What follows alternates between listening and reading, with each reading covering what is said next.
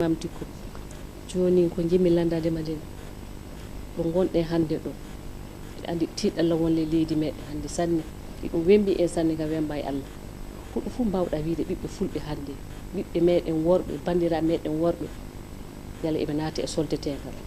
yala basiji ɗan ɓuyto seeɗa fu mbawɗa haalande ɓen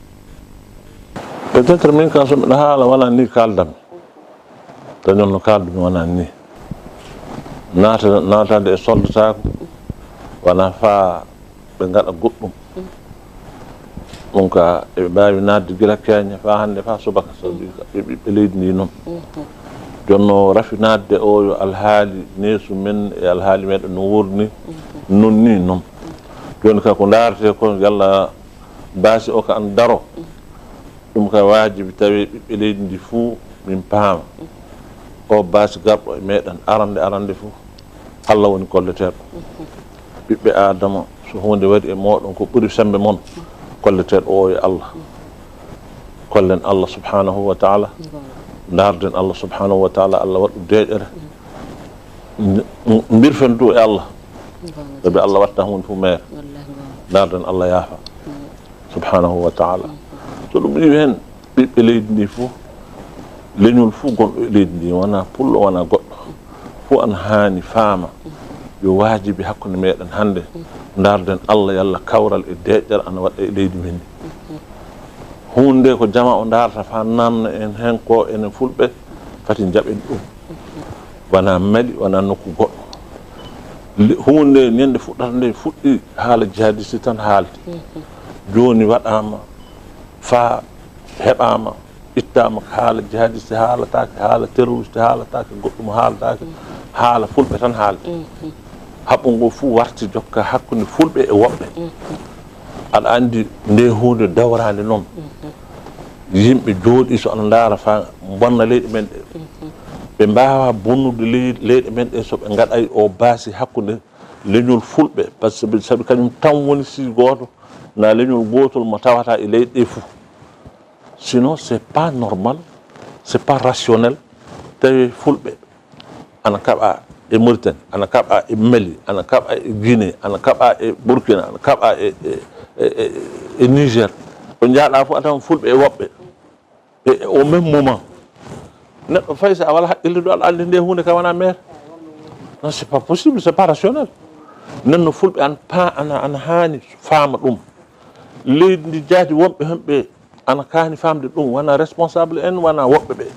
siŋaji gonɗi hen ɗi ɓe paama won haqqillaji goɗɗi ana caggal meɗen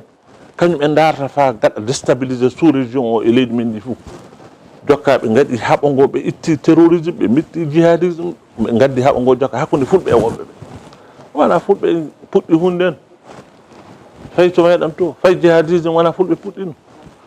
mais joni goto fof inde mum indetake pullo tan haala mum haalde e leyɗe ɗe fuu du ana haale donc vraiment nde hunde ana haani jama o yaara hen haqqille ndaara famde hunde nde piége gaɗaɗo o fati caamen hen abada fulɓe immay e taariku waɗay e leydi waɗay nokku goɗɗo fulɓe immo tan kañum e jaaha jana e goɗɗo mbiya a joɗata ko waɗay fe fulɓe ana kaɓa hakkude mum en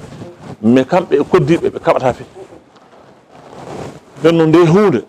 wona mere hunde ana yiɗi jama o heɓa hen haqqille anda piége ana luggiɗi piége moƴƴinaɗo o fa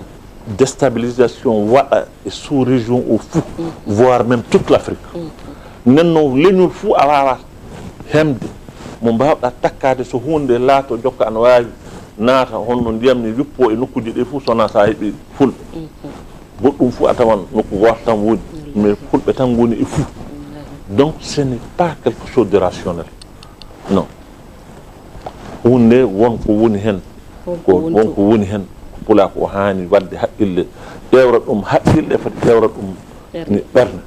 voilà bon responsable en leyɗe men en du ana haani ko ƴewra hunde nde haqqille ɓe paama ɓe anda nde hunde yo tuugol en tuuganama so en gaɗa haqqille fof en caman hen voilà en caman hen il faut que armée o faama ɗum